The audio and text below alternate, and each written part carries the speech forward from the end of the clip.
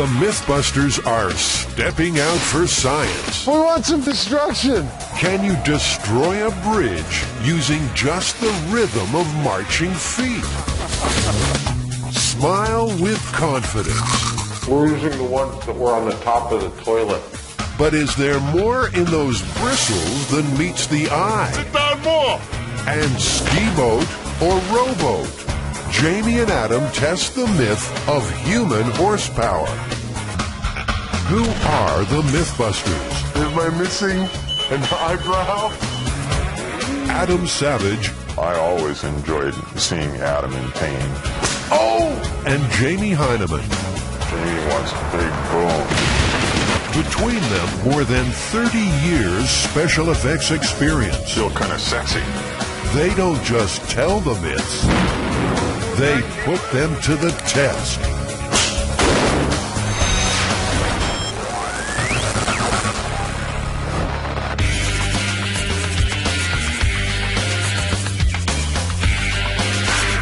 All right, Adam, so we're standing in front of this bridge and we're wearing silly hats. What are we doing? Well, this one is called Break Step Bridge, and it's actually at least a couple hundred years old. The idea behind it is that soldiers marching in formation in sync across the bridge might actually destroy that bridge. The myth says the problem happens if soldiers' marching rhythm matches the bridge's natural vibrations. They amplify the wobble, increasing pressure on the structure. According to folklorist Heather Joseph Witham, history records that as a dangerous combination. The first instance we know of this occurring was April 14th in 1831. The Broughton Suspension Bridge spanned the River Irwell in Manchester, England. There was a group of military men marching across this bridge when a pin collapsed and a chain broke and part of the bridge actually collapsed into the river. The rhythmic marching was blamed, and signs like this one on the Albert Bridge started to appear. Break step, soldier, or break the bridge was the warning. Don't believe it? A similar thing happened to the Tacoma Narrows Bridge in 1940. A particular wind set the whole structure vibrating, and once it started, it couldn't stop till it collapsed. Adam, do you have any experience building a bridge? No, but, that hasn't ever stopped me before. So here's the plan. The guys will build a bridge and a miniature army to walk on it. Then they'll see if the rhythm of the footsteps can make it vibrate. If it works, the vibrating should get bigger and bigger, like a kid bouncing on a trampoline. Fueled by a heady mix of ignorance and enthusiasm, Adam the Mythbuster becomes Adam the Bridge Builder. You're making a suspension bridge. Oh, okay.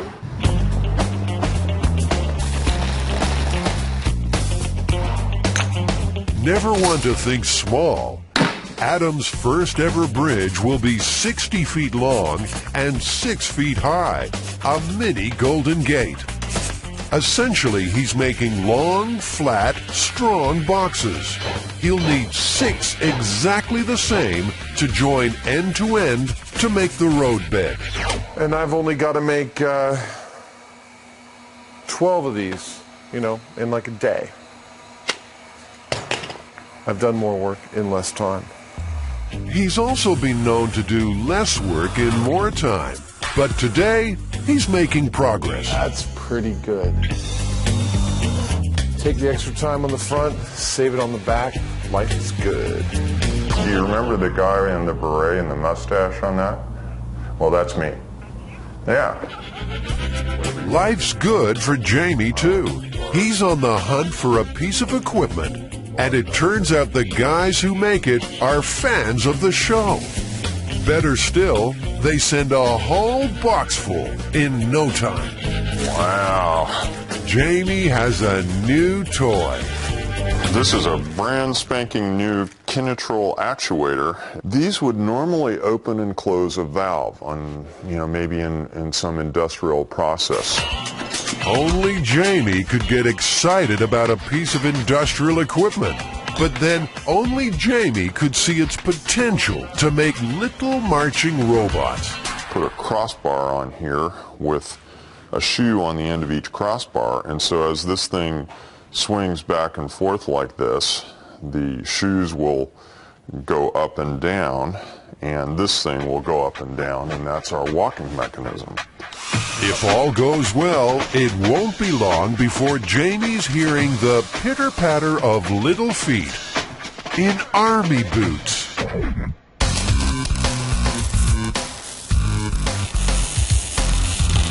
There's a lot of unknowns here.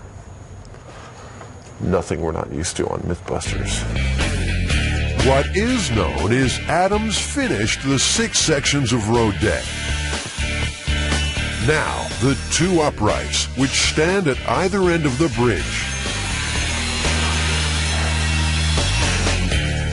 Not bad for a first attempt.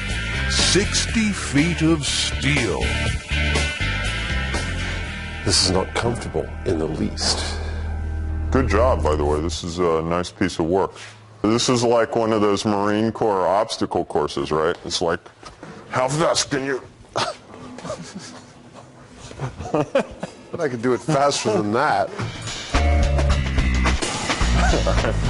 I don't think Not so. much faster. Many people feel it's a bad idea to train around jagged steel edges. But all Adam is concerned about is making this thing twang like the world's longest guitar string. The goal is to get this bridge to tune it to about 3 hertz, which is about 3 beats per second, which is about a soldier's marching cadence.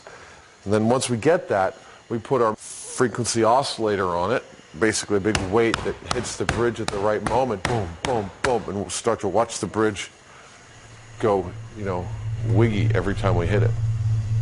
Should be pretty cool. Damn it. Sorry. I'm sorry. No. I'm really sorry. No, you cut. Yeah, I'm cut. It's easy to forget this is risky work. One slip and bloodshed's not far behind. It just went through the outer layer. Only a flesh wound, he says. Adam showing a bit of British stiff upper lip. Of course, not everything the Brits do is so rigid.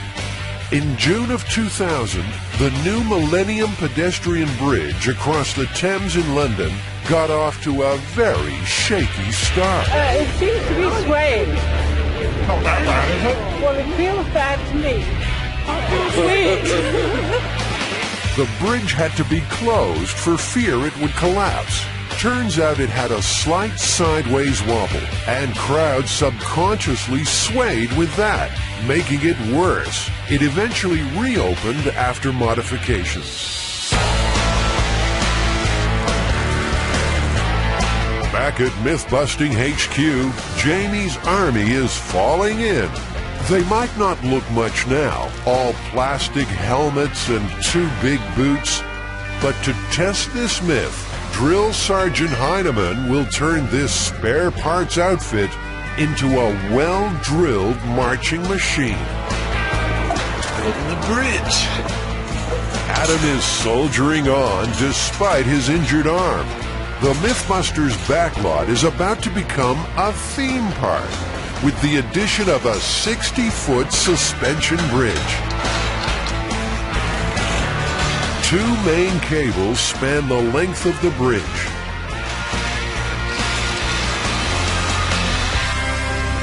Lighter lines run down to the road deck. The whole thing tensioned tight as a drum. We may just be able to walk on this puppy.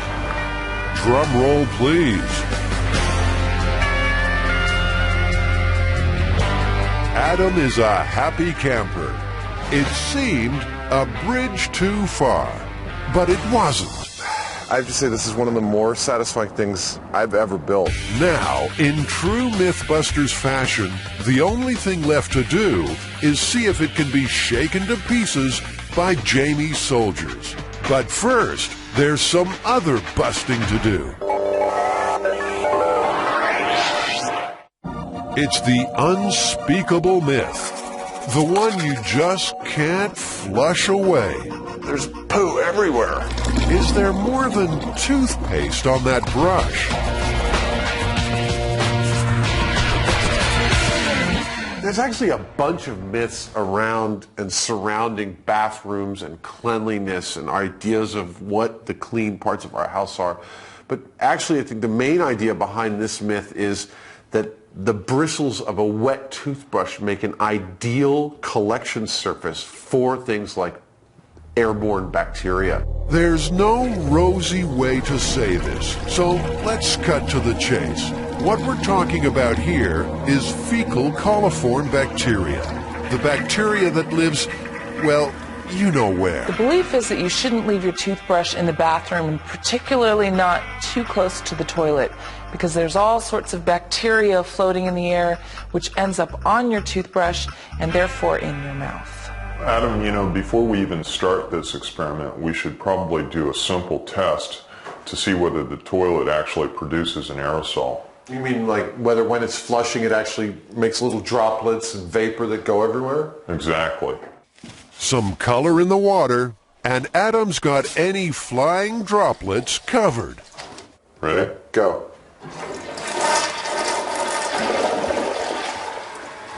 Oh, I see some drops.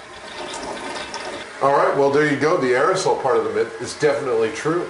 Yeah, these are probably the least of our worries because we can see these and they're big, heavy drops. What we should be concerned about, I think, are the ones that we don't see, that are little tiny things that may be going who knows where. But can those tiny droplets drift all the way to your toothbrush? The MythBusters aim to find out. Whoa, do we have a plan? Of course we have a plan. This is MythBusters. The reason we've got so many toothbrushes here is because we want to lay out a really broad test pattern to see if distance from the toilet, orientation to the toilet, and height from the toilet affect the number of fecal coliforms that we can find when we test the toothbrushes. Adam has clearly given this whole dirty toothbrush thing an awful lot of thought. In no time, he's fitting out the bathroom in the MythBusters workshop. I'm going to use this PVC and some fittings to make a pair of toothbrush racks. And so the rig begins. Forget fancy blueprints. He's making it up as he goes along. It only has to last for a month. Ow!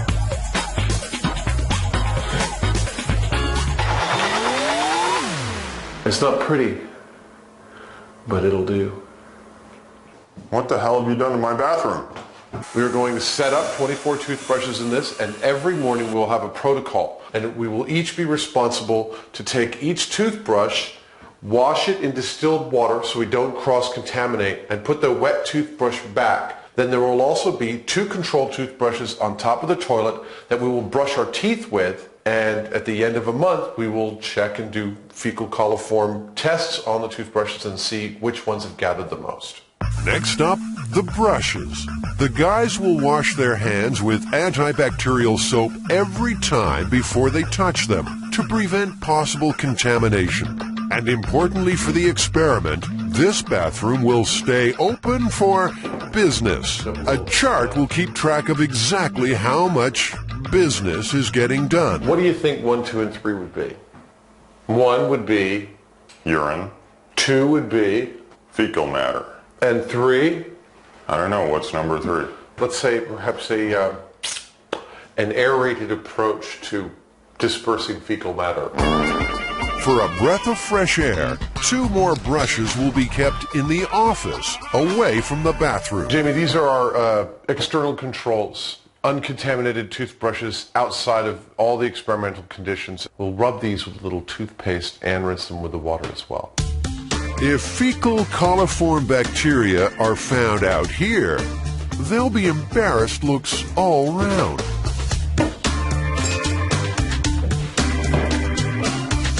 It'll take a month, but the MythBusters hope to answer a question that lurks in every bathroom. Is that toothbrush safe?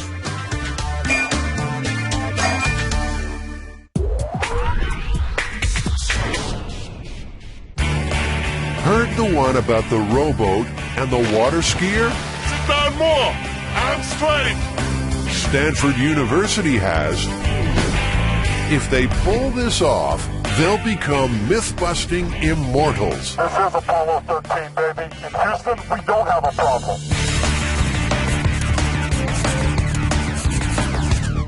Big guy, what is the one we're doing today? We have a new sport. It's called row skiing. Row skiing. Yeah, you water ski behind a rowboat. So what, are we going to get out a little dinghy rowboat and I'm going to start paddling as fast as I can while you try and get up on water skis? Actually, it's skiing behind a rowing 8. Now, that's an 8-person rowing shell. The question is, can we get up on a plane with water skis behind a boat like that? So we're going to ask 8 strapping young lads in the prime of life to yank our sorry asses out of the water? That's the gist of it. Skiing behind a rowboat? Who ever heard of such a thing?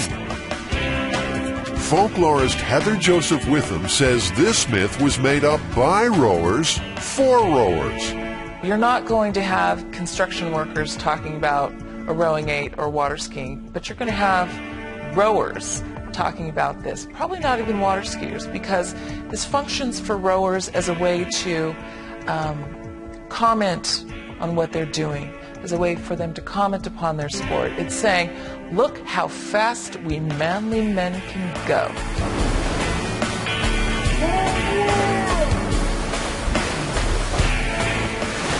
The fast, manly men at the Stanford University's varsity rowing team have confidently agreed to put their egos on the line to test this one. These boats are $30,000 worth of carbon fiber rocket ship. With crew on board, it weighs nearly a ton. But the acceleration isn't like a motorboat. It surges and sinks with every stroke. It is about accelerating only when the blade actually enters the water. Once it's out of the water, it's all poetry and love sonnets. Everything is cool and easy. Once the blade goes back in, it's dark and violent thoughts.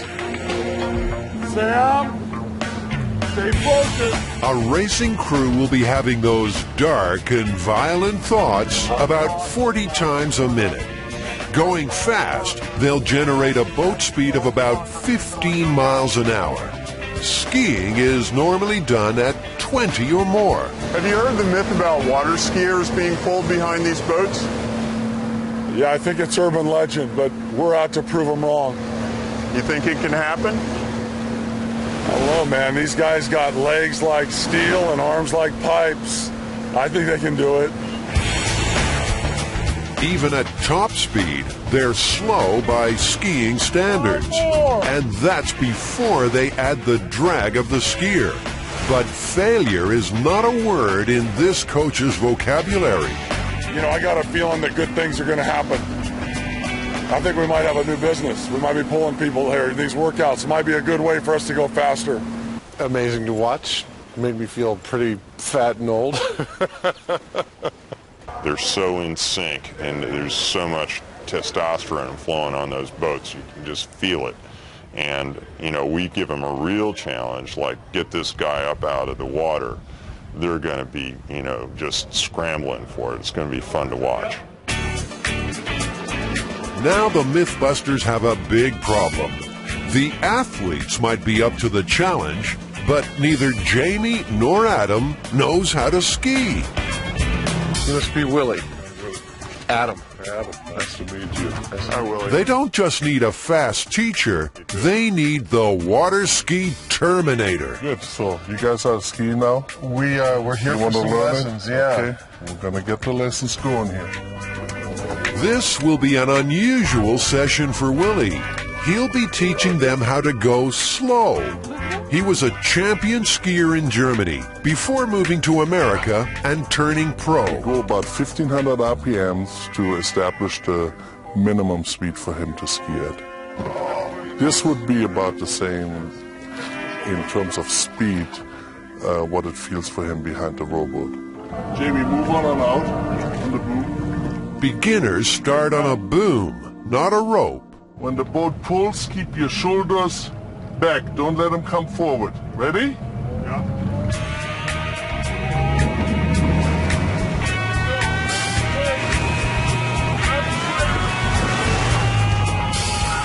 This is why I wanted Jamie to go first.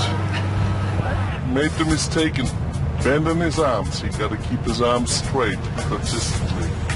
Arms straight. Keep them straight. Slowly stand up. Okay. Get your shoulders up, Jamie. Stand tall. Get your shoulders up. There you go. Jamie's a fast learner, but he's going more than 20 miles an hour. The water feels solid. I'm going to slow you down to the speed behind the rolling boat. 15 miles per hour. When Willie drops the speed, staying upright gets harder. Jamie, slowly sit down. Get in the squat. Sit down. Sit down. More. Sit down more. Arms straight. Okay. Slowly stand up. Yeah. Get your shoulders up, Jamie. There you go. Very nice. Perhaps it's just fear of upsetting Willie, but Jamie is skiing like a natural. Turns out he's just as good on the rope.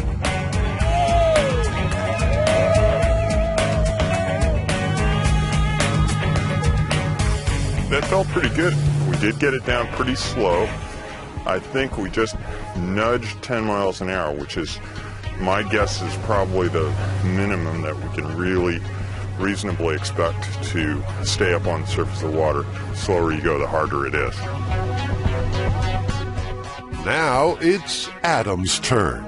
Never had a pair of big old paddles strapped to my feet before. We'll see how much of a fool I make of myself. Hopefully a lot. In fact, he does just fine. He's on the rope in a jiffy.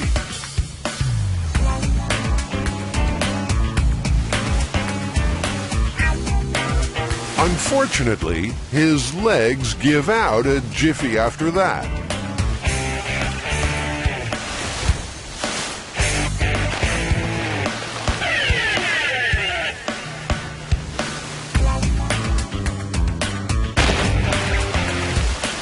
I think Adam is one tired cookie. Even with the falls, Jamie and Adam have Willie's seal of approval.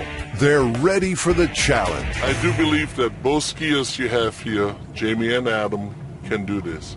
I think the only difficulty that I can think of is for the crew to generate enough speed initially to get him out of the water. I tell you, Jamie can have this one. He can water ski behind that boat. I'm not in shape. You know, it's like, it's all this like upper thigh and lower back power that you've got to do, just like halfway in this crouch. And a couple times I just dropped because I had no more strength. I think if the guys are actually physically capable of pulling me through the water, that I can do it. You know, it's just a question of how fast they can get going with that kind of load. It's all up to those Stanford, you know, butch guys. Stanford will get its chance. But first, there's that other nasty myth to attend to. The MythBusters have become slaves to dental hygiene. Every morning, they carefully wash their hands, put toothpaste on each of 24 brushes, and rinse them off again using distilled water. Lesson 1. Never give Adam a squirt gun. Hey! Oh, sorry, Paul. Next, they clean their teeth using 2 very special brushes. We're using the ones that were on the top of the toilet, the closest ones. At the end of the month, they'll test the brushes for fecal coliform bacteria. If nothing else, they've busted the myth that television is a glamorous industry. Today, it's toilet bowl close-ups. Mate, you've reached the pinnacle of your career. They couldn't get any business, could it? Toilets and cleanliness are the subject of many an urban legend, including this one. There's a young couple honeymooning somewhere in the Caribbean, and they come back to their room and they see that it's been ransacked. They've been burgled of just about everything. There's only two things remaining: their camera and their toothbrushes. So they go out and they purchase new clothes and other necessities, and they end up having a fantastic time. So they get home and they develop their film. And upon looking at the different photographs, they get to one that, what's that? And they notice that one thief has taken a picture of the other thief mooning, and the picture is of his backside with their toothbrushes sticking out. Jamie and Adam aren't swallowing any of this myth. But they are professionals, and they're on the scent of something big. You know, given that I've had toothbrushes sitting near toilets for nigh on 30 years at this point, 35 years, it doesn't bother me at all. It's a long, boring, dirty job ahead. But if anyone's qualified for this sort of work, it's the MythBusters.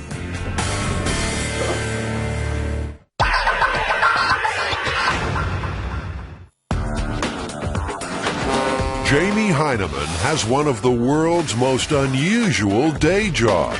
Nike wanted us to take a shoe and turn it into a motorcycle, a radio-controlled motorcycle that looked like something that somebody would actually build. And it was to illustrate how fast the shoe is, because it's an athletic shoe. His company makes special effects props for ads and movies. We had to start off with pre-existing motorcycles and check them out and learn how they were put together. And then we modified that kind of thing and ended up actually pretty much building from scratch an entire motorcycle mechanism to fit within the shoe. They wanted us to run it on AstroTurf.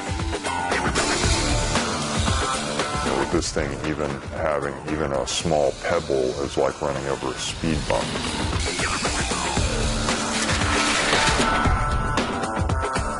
That's what I live for, and that's what I enjoy doing. If I have time off, I'm down here at the shop. Sometimes I'll wake up in the middle of the night giggling with some idea, and I just come down, turn the music up, and all of a sudden I've got this thing that nobody ever thought of before, or didn't exist before.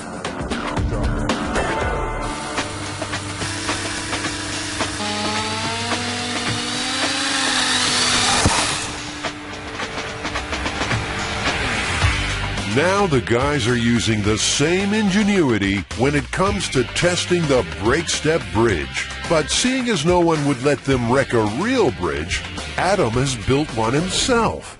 And Jamie's built, well, he's built these things. Not just one, but 12 little dudes. Custom-made stompers, whose mission is to shake this bridge to death. It certainly got the neighbors talking. So Ed, have you heard the story about the Break Step Bridge? Yes, I have. What have you heard? Well, I've heard that there was a battalion of men, soldiers, walking across the bridge. The bridge was supposed to have wobbled and tumbled. That's what we're going to try and replicate here. It's great. It's great. The plan is to hook the soldiers up to an air compressor, normally used to power a jackhammer. Jamie's little guys should start marching. If they get the speed right, that should set the bridge vibrating. They're going to launch these things. They may flip the whole bridge over or something with the first turn on of the switch. There's no way this is going to flip my bridge. Not even close. This was built to last. Can I let down? Maybe it's not indestructible after all. All right, cool. At least we're finding all the weak points. All right. A few repairs, and the bridge is over its troubled waters. And now they're ready to wreck it. I say we go for it. Okay. You're the bridge builder.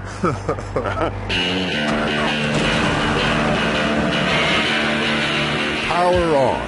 Remember, Jamie's worried the force could tip the bridge over.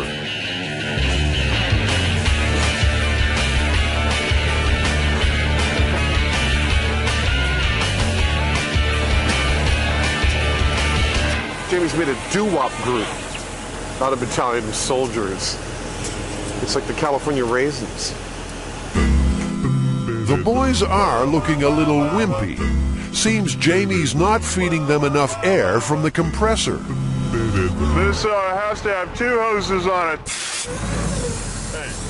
Seems that Jamie didn't really inspect the equipment with any real Heinemann eyeball before testing the compressor. Okay, here we go.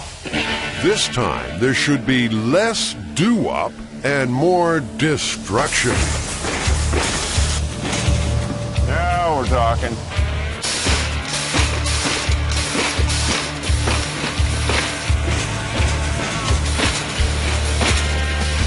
They've got plenty of power now, but the soldiers aren't perfectly in time.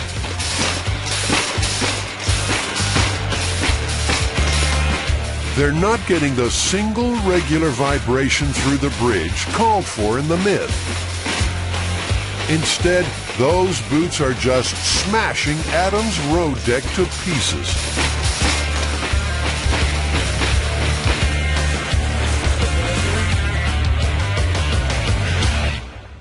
This is bothering me. Well, sorry. I wish you'd thought about that, because it's just like people are going to watch this, is going to start to smash up the stuff without it moving, and people are going to be like, what the f*** are you telling us? To get the timing exactly right, Jamie will have to individually adjust the airflow to each of his soldiers. It's a fiddly process, and fiddly is not Adam's strong suit. I have to say that actually at the very start of this, Jamie and I had a big argument about whether or not to do this electrically or pneumatically with air, and I strongly suggested that we not use air. I explained it to him in great detail, and he decided to ignore a good portion of it. I'm pleased that the actuators are definitely doing what we needed. They were the right choice for this job, and they'll certainly go as fast or as slow as we need to get them to go. I think the biggest problem is not my little soldiers, it's the bridge. There's blame in the air. But it's not always easy to destroy a bridge. In a master stroke of forward planning, this one in North Carolina was completed just before a dam was due to flood the valley.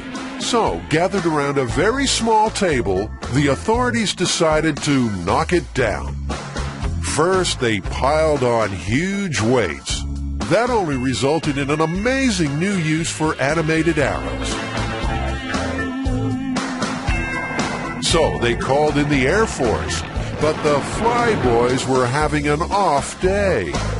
So was the artillery, come to that. Finally, mines did the trick in spectacular fashion.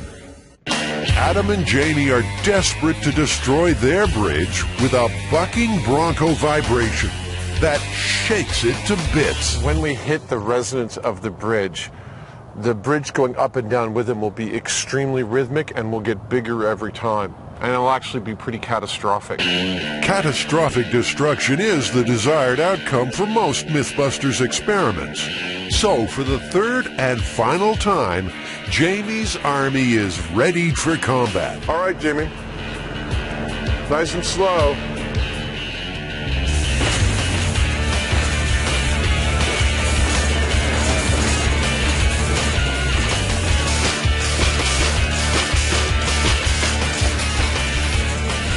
The troop is marching its metal heart out, but it can't match the frequency of the bridge. There's no wave of vibration rolling through the roadbed. Something's got to give.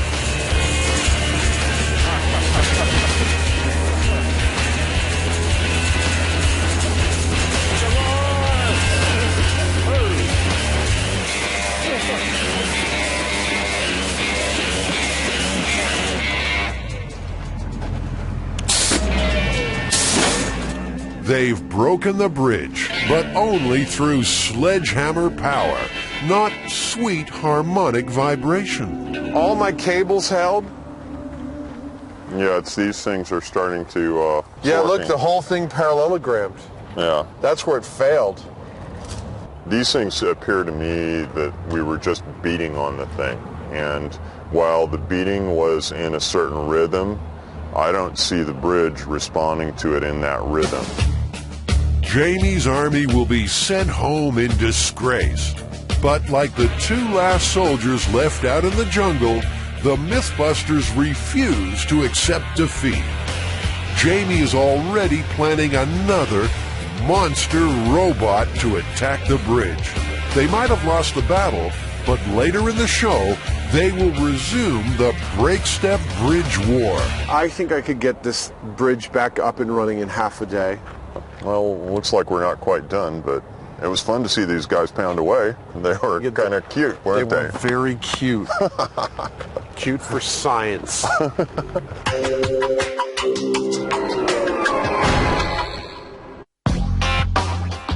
There's absolutely nothing cute about the toothbrush surprise. I'd like to point out the difference between my toothbrush and Jamie's toothbrush. Bring it up. Jamie's is neat and perfect. Mine is absolute trash. I don't know what that says. The only good news, this is the last day before the brushes will be tested. I get them wet, and then I foam the toothpaste on, and then I rinse them out. We could do a myth about how fast paint dries. For the last month, they've been testing the myth that microscopic fecal coliforms can waft from your toilet onto your toothbrush when you flush.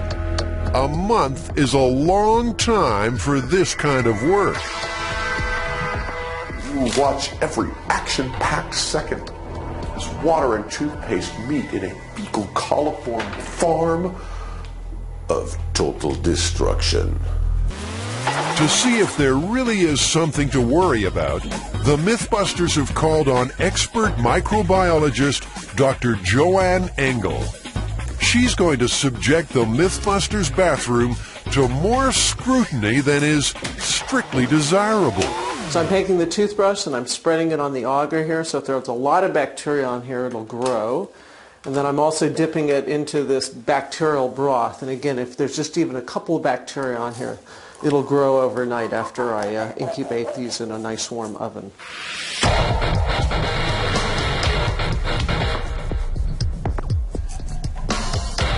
Every single toothbrush is sampled. These are the ones that we've actually been using to brush our teeth. It's been a very busy bathroom.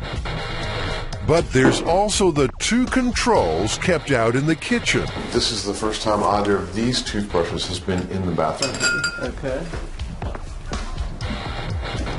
But they've been brushed with. Yes. Right?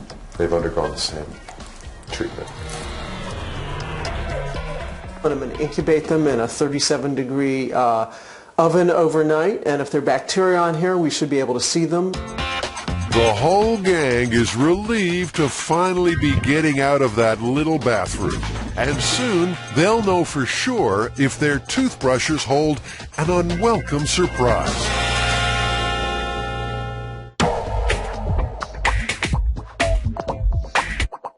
The MythBusters are ready for the water ski challenge. Can you ski behind a rowing 8? Are you ready? There's more than a myth on the line this morning. Stanford University has volunteered its best crew for the job. Their reputation is at stake, though Coach is playing it cool. With the expert crew that MythBusters has provided, I believe that there's no way we can fail. First things first, these perfect, fragile rowing shells don't come standard with a ski rope. The MythBusters have got to tie one on without tearing a hole in the boat. If we run a line of thin, high-strength cord to each one of these outriggers times 8, that's more than enough distributed load across the whole boat, and you ought to be able to water ski all day behind it. All day, huh? It's only your thighs that are going to give out, buddy. By distributing the load over the 8 riggers, Adam will minimize the strain on the boat and the rowers. For the most part, these guys won't even be able to see this rig. It won't affect their rowing at all. $30,000 per boat. We don't want to put a nick in the darn thing. That's the ski rope taken care of. But that's the easy part. The bare minimum speed required to pull Jamie out of the water is 10 miles an hour. In a race, a crew can reach 15, but Jamie's drag is sure to slow them down. It would certainly help if I weighed a lot less than I do. I weigh about 180, 170, 180, and you know, if I weighed 100 pounds, and I'm sure it'd be easier on them, but that's why we came to Stanford. Another problem for Jamie is, unlike a speedboat, the power here won't be constant. It will surge with each stroke, pulling him off balance. Coach has a strategy. You're going to have to just be the walk-on guy, you know what I'm saying? Yeah. And just withstand the herky-jerky. It's going to whip you. Yeah, I know. I've got to dampen it. Remember, for Jamie and Adam, this is just another myth. But for Stanford, it's a matter of honor. And just sit up. Don't think length. Think connection of hips and straight arm cable and draw. Let's have the boat just tug them a little bit. Suddenly, Jamie's being dragged into something bigger than he realized. It's too late for second thoughts. This is about sporting glory or national televised failure. And there are no excuses. Explanations did not get the man on the moon, and it will not get this MythBuster out of the water. Okay? This is Apollo 13, baby. In Houston, we don't have a problem. Get ready. Attention. Go!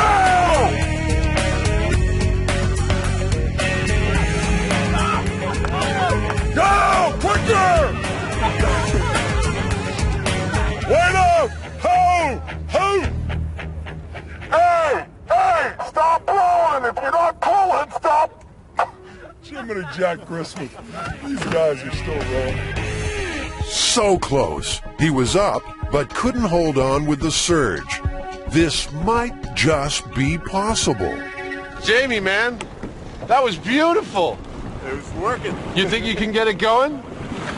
It's just in a state of constant, almost out of the water. Right. It's the hardest thing that a skier can do, I think. Well, you think you're good for another go? Oh, yeah. Excellent. Nice lock on, big dog. That was all you. That was all you. We got to be quicker with the second stroke or longer with the first stroke. It's just going to be up to me to maintain it, I think. Sam, same thing that you guys just did.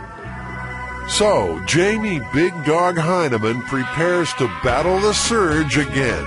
The guys in the engine room have proved they've got the muscle to get him up. He can't let them down. Attention!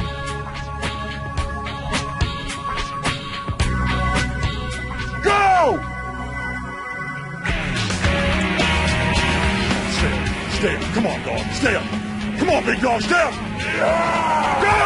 Bring it up! Bring it up, Lord! Jeez. We had him. It's close, but still no cigar. These Stanford guys won't settle for near enough. Jamie will ski even if it kills him.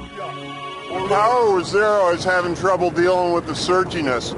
Try and put the weight back when that surge hits you, so you got a little more hip and power into it, because it's going to surge. Yeah, that wasn't bad for the first 2 runs, though. No, well, we ain't done yet. We're pulling your ass out. You're going to be doing this thing without a wetsuit and the beret and glasses on if I can have my way. Bring it up, guys. Let's pull this boy out of the water. Heine, man, that was twice as good as last time. You think you can do it twice as good as that? I'll keep trying. Just need like a good 30-second run. Come to the spear. Come to the spear. This is the third and final attempt. Coach can smell something special in the air. Stay tough, all right? Stay tough. They're enjoying it. It's like you guys are right on the cusp of both meeting together Got a higher plane. Looks good. I want you to put him on a ride that he won't forget. So once you get him up, keep him up and let's get his skin tone a little bit fearful, a little white. Let's scare him. Jam!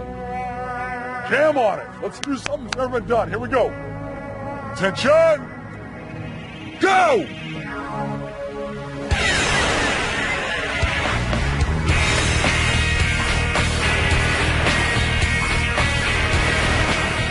He's up and he's skiing. Nicely done, Jerry! Yeah!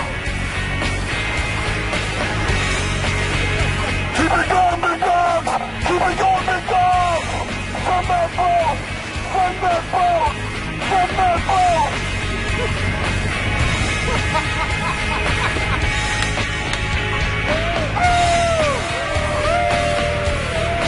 It's not pretty.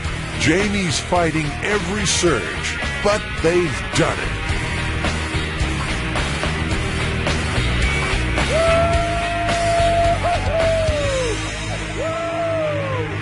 Nice job, big dog! Yeah, guys! Yeah! Nice job!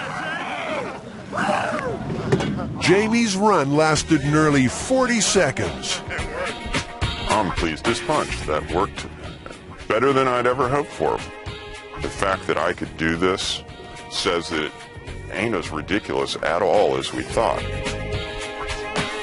Yeah, it was a workout. I was breathing hard after that. So. Whoa! Good job. Stanford's finest have prevailed and proved this weird myth really is possible. Never underestimate young, strong MythBusters. One of those good things about youth is they don't know obstacles. You the man, or as we say, YDM. YDM.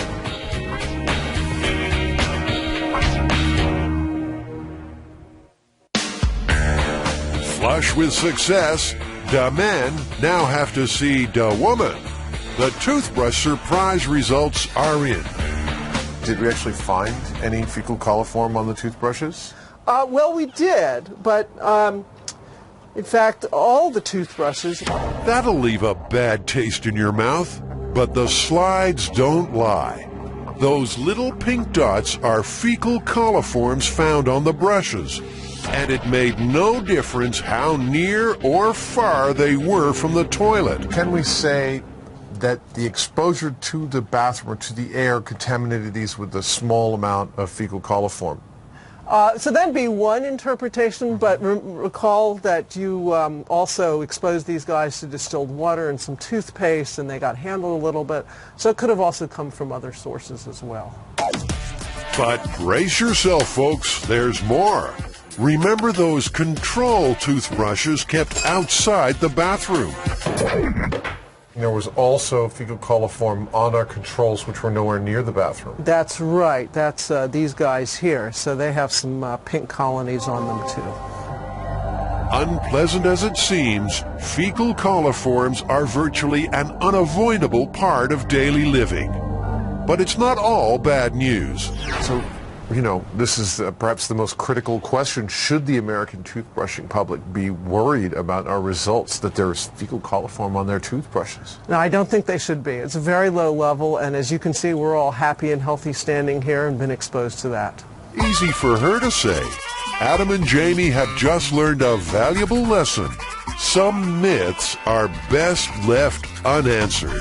You know, we put our bodies on the line a lot on this show, but brushing my teeth with fecal coliform for a month, that goes just a little bit farther than I really wanted to go. There's poo everywhere. What are we going to do?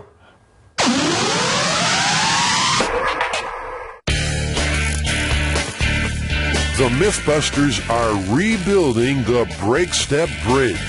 We weren't really happy with the collapse of the bridge the first time on the Break Step Bridge, so I'm putting it back together, and we're going to try it a second time, a little more scientifically perhaps.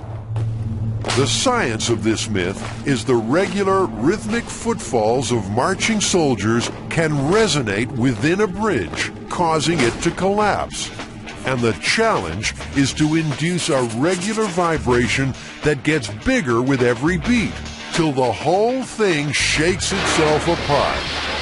Wind caused a similar thing to happen in a famous collapse at the Tacoma Narrows. So far, the MythBusters' attempts with little marching soldiers failed. So instead, Jamie's making one big heavy one. That's starting to be pretty cool. It's we're getting a nice, controllable harmonic out of this thing. I think we have what we need to work with. Could this be the monster that will destroy the bridge? The mechanical arrangement on the soldiers was such that it was a little more messy. This thing, I think, will be able to isolate what exactly is going on by being able to watch just this. We've got this fairly large wave, but we want to hit that wave exactly at the perfect time each time it comes back. And that's what it is to match a harmonic. So if the timing's even a little bit off, we won't be correct at all. So, in the name of inducing wanton destruction, the MythBusters lay it on the line one more time. A little faster, maybe? That's too fast. Slower. Yeah, you see how it got canceled out? We had something there for a second. Go back and... That's really close. Believe it or not, that tiny little wobble is more success than they got last time. But they can't seem to turn that ripple into a tsunami that will wreck the bridge. And we'll get a lot more reaction with more weight on it. All right, let's try it then. Ah, the old MythBusters motto, when in doubt, add something heavy. Now bear in mind, Adam has bled for this bridge. It was big, complicated, and time-consuming. It's his pride and joy, and he really wants this to work. Let's go.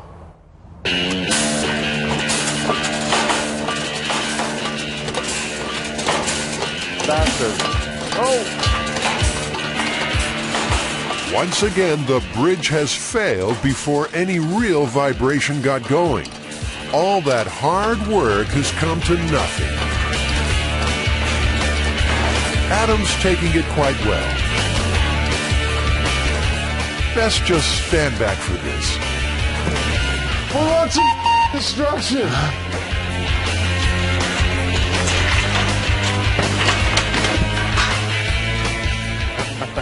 Feel better now? I do feel better now. Good for you.